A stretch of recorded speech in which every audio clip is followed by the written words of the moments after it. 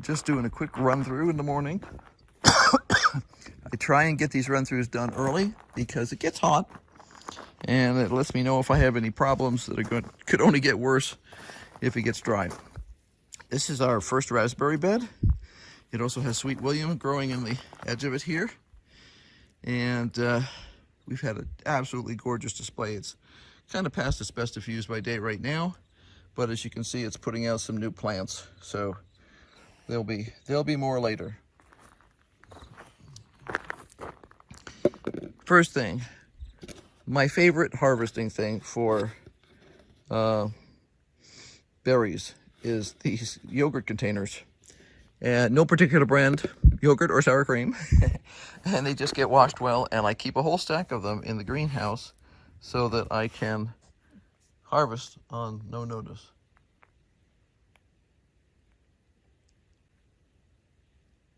He's listening, but he was sniffing and snorting. There's probably a mouse in there. Anyway, these have shade cloth on them to keep them from getting sunburned. We have clips and we have clips. What I do when there's producing is I just flip it up like this, and then I can get in here and I can see what's going on.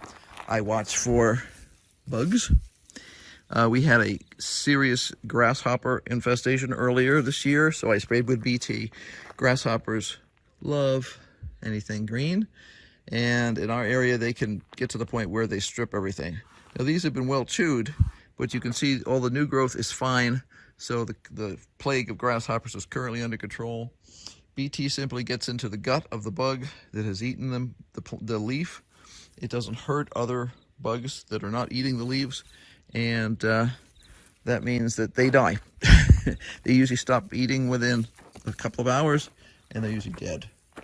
So if I'm harvesting, I'll flip up the whole side. I'll unclip these two clips, flip up the whole side of this, and then I can see. And I normally flip up both sides at the same time. That allows me to see through, because inevitably there's some little berry hiding in there. Now, we know from experience, because we've had these raspberries for several years, that during the heat, the serious heat of the summer, they stop producing. But they will start putting out flowers again at the ends of these plants, and they will start watching for berries again.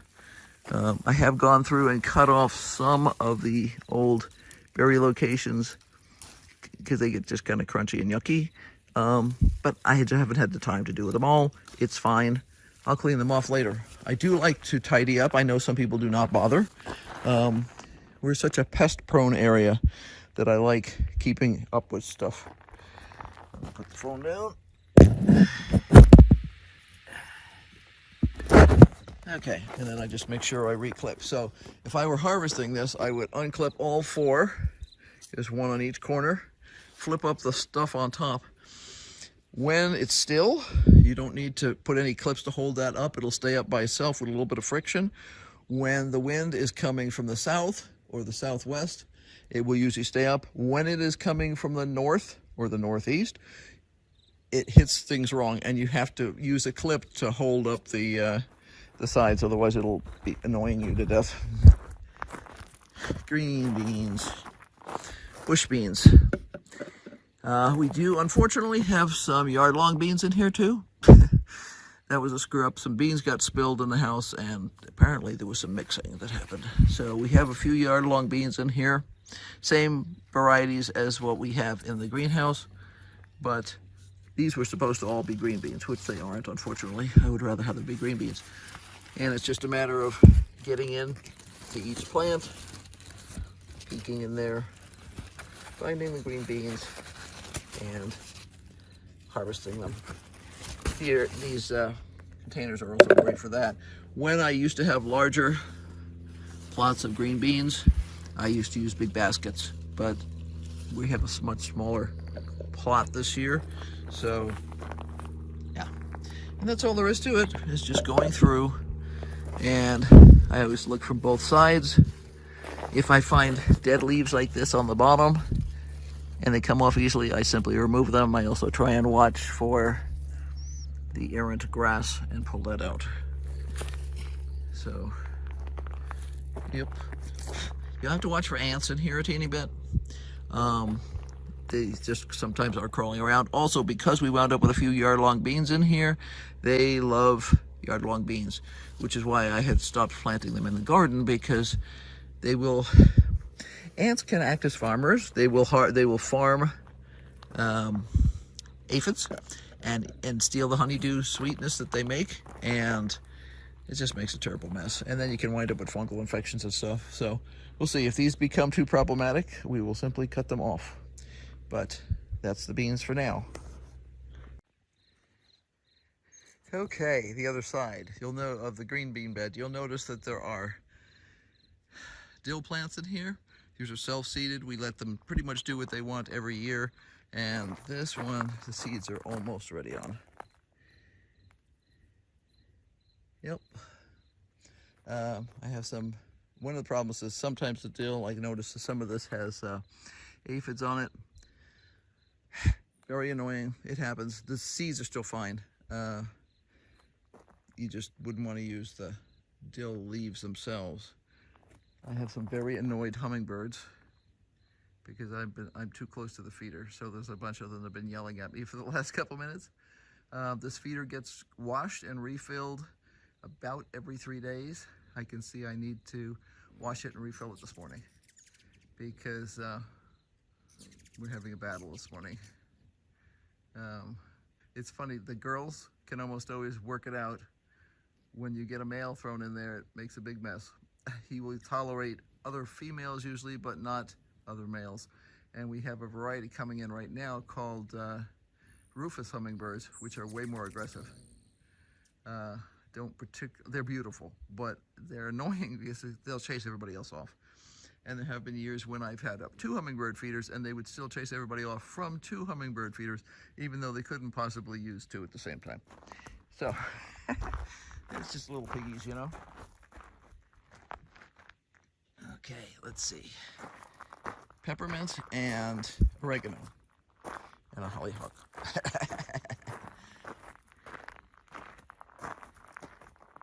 There is also some rosemary over in here, behind the giant plants of oregano. There's rosemary down there. Chives. I trimmed the flowers off, and what I need to do is go through and pull these individual stems off, but that's a pain in the just where. Lavender. Sage. Berries. The asparagus is out there, and we don't need to do anything with it for the rest of the year except continue to water it. I will fertilize it and do other things during the winter, cut down all those ferns, but nothing else for the rest of the summer. Blackberries, they have finished a big spurt where we got a ton, but you can see that it's growing new tips, and I've been seeing a few new flowers this past week, so there will be more blackberries. I'm getting only a couple right now a day because we're kind of in between, but you can see there's new ones coming on and new flowers, so this will continue. These blackberries are huge. There's another flower and another one. We have the shade cloth on here because berries will get sunburned here, and both the berries and the plants themselves can get sunburned. We've been having some very violent weather lately with high winds, so that's another thing, is it will also sometimes break the canes. As long as the cane hasn't come off completely, I'll leave it, even though it doesn't look good because it's kind of hanging there. You can see that this particular cane here had flowers all over it and had lots and lots of fruit. We get a tiny bit when these things are not covered of depredation.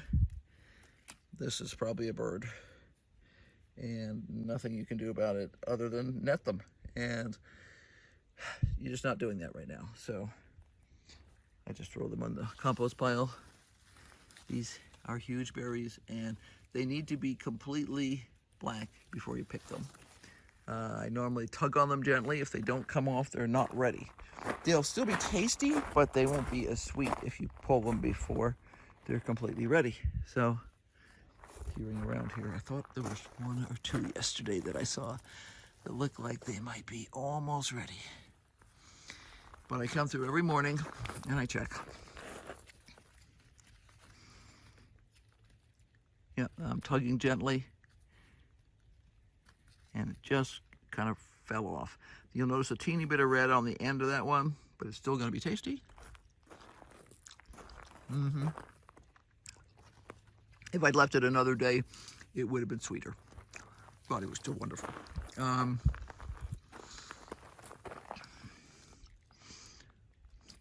And I just try and kind of keep an eye on things and be aware of where things are, because you can see new flowers are coming on, and there's red ones in here, and there's also green ones in here. So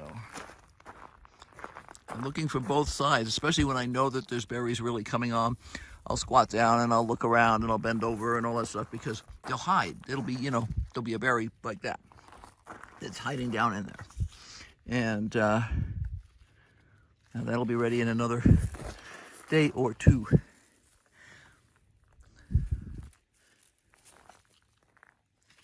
You can see there's lots more coming on.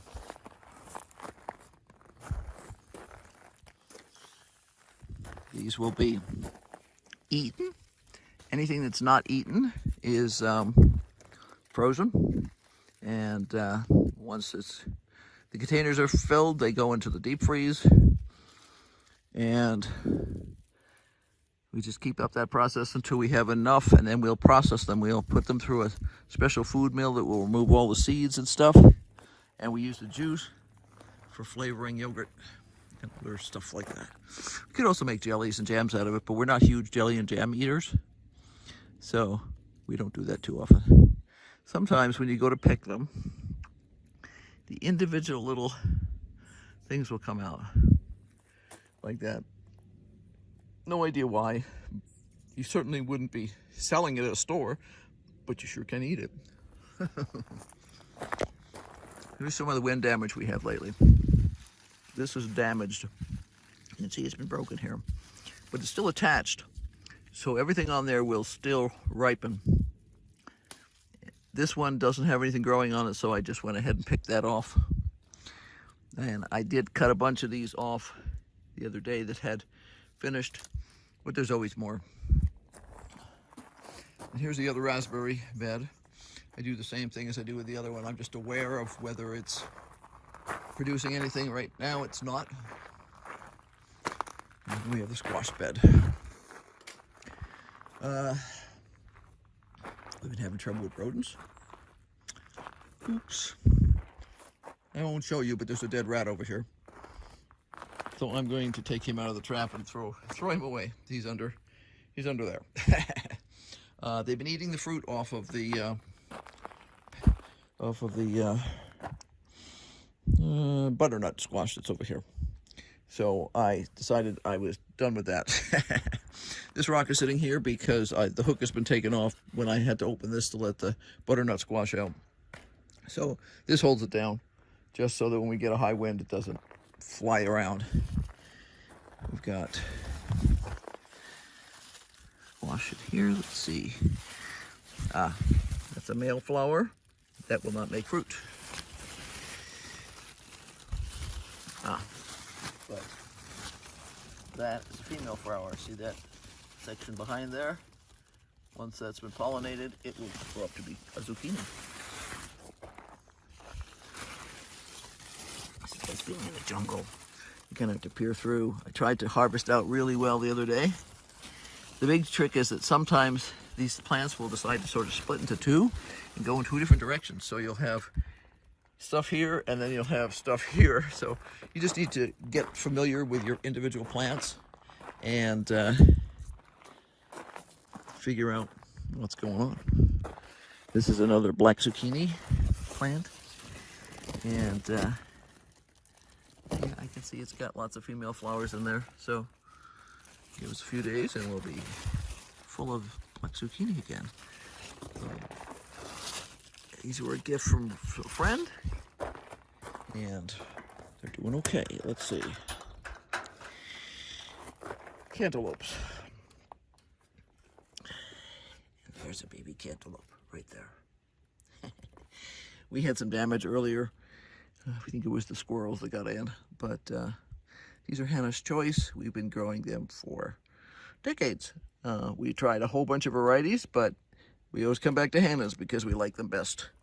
They produce a nice, super good quality sweet cantaloupe. Let's see this side here. The only thing over here is a geranium plant. You can't see through there very well. And then this is, the reason we have leaves like this is we had a big dust devil come through, caused quite a bit of damage yesterday, so we're still recovering from that. These are yellow patty pans, and I like to harvest them about this big or a teeny bit bigger. Maybe another inch bigger. I don't let them get any bigger than that, simply because we can't keep up with them. It's not, they have to get huge mungus before they get yucky. Like some things will get really tough and seedy and stuff. They don't. They have solid flesh. They're super yummy. And this is another little, you can see it's a female flower, so it's got that bubble of fruit at the bottom of it. This is another patty pan. And then this is yellow zucchini. This is it's a toss-up between the yellow patty pan and the yellow zucchini as to which is my favorite squash for summer use. But you can see there's a couple of fruits in here. If I'm harvesting rhubarb, I do that. And if it's earlier in the season, all these strawberries would also be producing. These strawberries are right now not producing. They're supposed to be an ever-bearing, but we know from experience, again, they will quit doing anything in the middle of the summer when it's super hot. They have been fertilized. They look good. So there's a pretty decent chance that maybe in August, they'll start kicking in again. But, yep, and these plants sticking up in between the strawberries are peppermint. So there's always plenty of peppermint around here for tea and other stuff. And a sleeping dog, or a dog impersonating a sleeping dog. Rudbeckia flowers and Cosmos. So that's Rudbeckia, which is black-eyed Susan. Cosmos, bachelor buttons. I did just recently throw in some seeds for Love in a Mist. So we'll see if we get anything out of that. We also have a few, I don't know whether these are Sweet Williams or a different type of dianthus, because they've been growing semi-wild in here for several years, and it's a mix, and I don't care because they're beautiful and they bloom for long periods of time. So there is dianthus. And early on, when nothing else was happening, these guys were just blooming like crazy. So happiness. And that's the yard. There's not much to do at this time of year except for harvesting the green beans and the squash and keeping an eye on the berries. The blackberries are the only thing that are producing right now.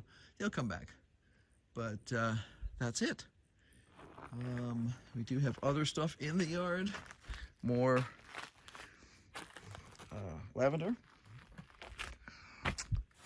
I am encouraging my Johnny jump-ups over here, the violas, to seed, because I used to have a ton of them and somehow they got kind of wiped out. So when I've had a couple come up, I've encouraged them. These are all on watering systems. These guys naturally die back in the summertime. They're columbine. These are walking onions, and they're trying to walk, so I'll need to pay attention to them later. This is our little fig tree. He's in a cage because we need to build a bigger cage for him, but at least this will keep him alive for now, and he's on water. And the rest is just flowers and weeds. I started taking off the spent flowers on the iris and tried to get a bunch of the big weeds out. I did okay, but they're coming back with a vengeance, as always. But it doesn't matter. It'll be fine. Not a problem. We are getting a nice daylily display this year. There's one there. You can see there's been quite a bit of blooming in here. So we were pleased with that because we tried to get daylilies and we bought a bunch of the bulbs and they didn't come up right. And then, but they seem to have finally kicked in. So one of my jobs later this year is to clear out this section here, which is usually just annuals. And today this year has gone mostly to weeds. And I want to move the daylilies out of the iris a little bit, and so they can have their own little spot. I used to have a lot of tulips over here, but the tulips got eaten by Jerusalem ground crickets. So yeah, I'm not a happy camper about that. For some reason they like the tulips, but they seem to mostly leave the daffodils alone. I don't understand. Anyway, so have a great day. Be sure to like, subscribe, and hit the notification bell. And yeah, we got lots going on, so come on back. Until later, bye. Oh, and don't forget, keep on brainstorming, because we do.